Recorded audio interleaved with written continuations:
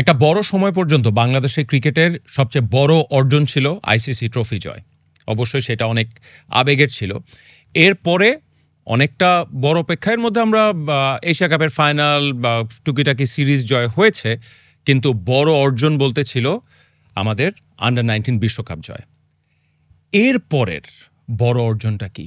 আমার দৃষ্টিতে পাকিস্তানের মাটিতে পাকিস্তানকে টেস্ট ম্যাচে 2-0 হারানো। হয়তো অনেক স্বাভাবিক মনে হতে পারে, কিন্তু আসলে না, অবিশ্বাস্য অর্জন। এবং এই জয়ের স্বাদটা আমরা হয়তো আরও অনেক বছর আগেই পেতে পারতাম। যারা ক্রিকেট প্রেমীরা আছেন, আমাদের জন্য বলে না চীনের দুঃখ হোয়াংহো নদী, আমাদের ক্রিকেটের জন্য মুলতান টেস্ট। আজকে হোম অফ ক্রিকেটে দুজন আছেন, তারা বাংলাদেশের ক্রিকেটে এখন তো আছেনই, সেই টেস্টে ছিলেন। বাংলাদেশের ক্রিকেটে তাদের অনেক অর্জন, কিন্তু সব কিছু ছাপিয়ে এই যে এই জয় পরাজয় মিলিয়েও আছে দুজনের বন্ধুত্বের গল্প। অন্যতম সফল captain Habibul Bashar Sumon. Thank you very much. Javed Omar Belim, দর্শকদের কাছে গোল্লা নামে পরিচিত। ধন্যবাদ। যে এই যে হাসিটা দিলেন, বোঝা যায় আপনাদের বন্ধুত্বের জায়গাটা।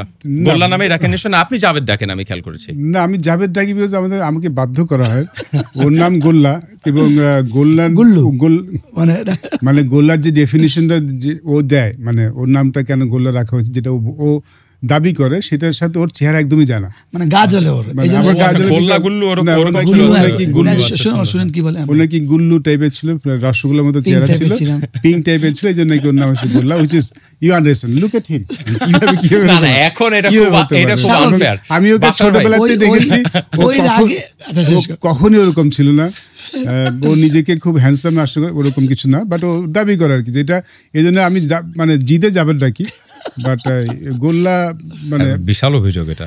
না, সে বলতেই পারে কেন, আমার তো, সে তো আর আমার জন্ম বা ছোটকাল দেখে নেই, সে বলতে পারে। এটা দুইটা কারণ হতে পারে, একটা হতে পারে জেলাস, আর আরেকটা হতে পারে, এটা বললাম না।